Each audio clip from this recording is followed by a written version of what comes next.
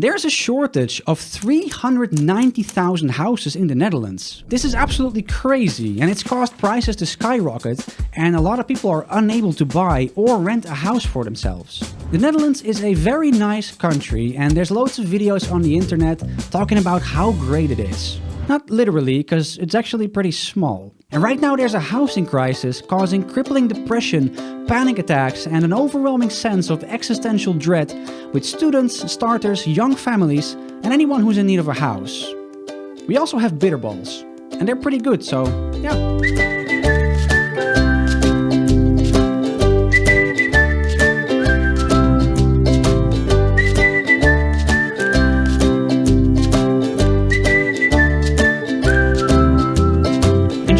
Example of how crazy things are, if you are in the Netherlands and your salary is under a certain amount, you're eligible for social housing. And social housing basically means there's a limit to how high your rent can be. This is in order to protect people with a lower income and to make sure everyone has a place to live. Sounds amazing, but here's the thing. Say you want to live right here underneath Amsterdam in a lovely place called Amstelveen. There is a waiting list of 19 years before it's your turn to move into a house. In that time, you could literally start a family, raise a kid, and when he or she turns 18, you can kick them out of the house, which you don't have. I'm going to show you a graph of the average price for a small family home. In 1996, you paid on average 104,743 euros for a small family home. Now over the years that's gone up. And nowadays for that same small family home, you pay an average of 452,278 euros. And it's not just properties that are for sale that went up in price. The housing crisis also pushed up rental prices. And especially in bigger cities like Amsterdam, Rotterdam and Utrecht, things like overbidding on your rental lease or paying the first couple months in advance in cash have become normalized because people desperately need a place to live. So you're probably wondering, why is the Netherlands in this situation? From what I found out, there's multiple things that together form the perfect storm, and these are the most important ones. An increasing population, the economic crisis of 2008, bad government policy, surprise surprise, and finally rules and procedures. Let's quickly go over them one by one. The Dutch population is growing. We've reached a point where there's almost 18 million people living in this tiny country. Especially in the last 7 to 8 years, the housing shortage has really increased. And it's not a coincidence, because that's exactly when the Dutch economy started growing again. And a booming economy also attracts a lot of people. You can see right here that since 2014, the growth in population is for the most part because of migrants.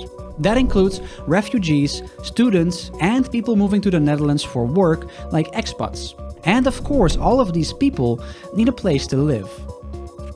In 2008, there was a global economic crisis. The worst day on Wall Street since the crash of 1987. The Dow traders are standing there watching in amazement, and I don't blame them. So what happened was that during the financial crisis, construction almost completely came to a stop. After the crisis, construction slowly recovered, but the production of houses never really made it back to the level it was at before. So yeah, a rapid growth in population and a declining housing production has built up this housing shortage over the years. An inconsistent government policy also didn't help. Professor Peter Boelhouwer gave the following example. When the housing production slowed down around 2008, the government should have done something to get it going again. But they didn't. Instead, they limited mortgage possibilities to slow down the demand for housing. Then around 2012, the government took a step back in the housing market, allowing a bigger role for private investors. And because of these decisions, when the economy started growing again, people that were looking to buy a house found out that there wasn't as much choice as they thought there was. The scarcity rapidly pushed up the prices. Then in 2022, the government completely turned around and started again playing a bigger role in the housing market. So there was no clear and consistent policy, which caused a lot of uncertainty and extra pressure on the housing market. And finally, there's a lot of rules and procedures when it comes to building anything. While China is pooping out entire cities, there's countless bureaucracy, meetings, protests, and questionable choices. I'm not a cat. Before the Netherlands can even build a single bench. At any moment, individual people, groups, or climate activists can slow down construction. There's a very strong not in my backyard culture. People want to solve the housing crisis, but they also want to keep enjoying the view from their window. And more recently, construction almost came to a full stop because of the nitrogen crisis. There's really a lot of crisis going on. So the Netherlands is aiming to slash nitrogen emissions in half by 2030. In the Netherlands, we have a lot of cows, sheep, and chicken, and they poop. And because there's so many farms and we're already at that nitrogen ceiling, the government stopped giving construction permits to a lot of housing projects. Because, you know, building houses emits nitrogen and we can't have that because we've already reached the limit because of all of these pooping cows. So yeah, in the middle of the housing crisis, there's also the nitrogen crisis, which is making the housing crisis even worse. And some people are thinking, well, just get rid of some cows. Problem solved. But of course, farmers are not happy about that. This actually led to massive farmer protests. It even fueled a whole new political party that is fighting for farmers' rights. In any case, all of these rules and regulations have not made building new houses any easier. And I've seen it myself. I remember when I was studying a long time ago, how shocked I was to see all of these tents. These are tents where students are sleeping because there are not enough rooms available for rent.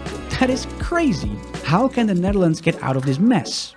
Well, the DNB, which is the financial sector supervisor, proposed a couple of solutions. First, build more houses.